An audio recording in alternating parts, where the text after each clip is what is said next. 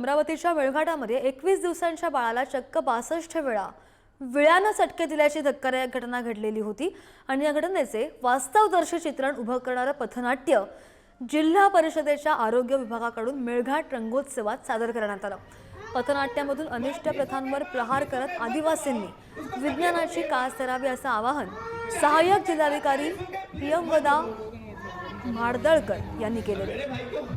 उसको तकलीफ हो रही है ना, उसको तकलीफ हो रही है।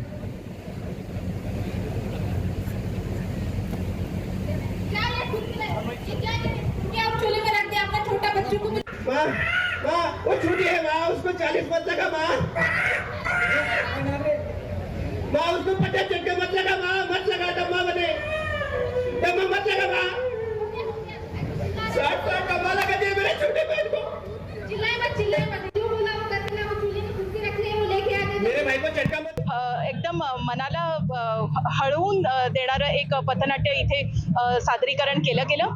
तर ह्याच्यातून जनजागृतीचा हाच एक प्रयत्न आहे की ज्या रूढी परंपरा चालू आहेत मेळघाटात, तर आता बदलत्या काळा बरोबर आपल्याला सुद्धा बदललं पाहिजे आणि आपण आता जे आधुनिक मेडिसिन्स आता अवेलेबल आहेत, उपचार अवेलेबल आहेत वेगवेगळ्या रोगांसाठी, तर लोकांनी दवाखान्यात जाऊन उपचार घ्यावा आणि अशा बाबांना वगैरे बळी न पडता आणि घरातच उपचार न करता दवाखान्याची मदत घ्यावी।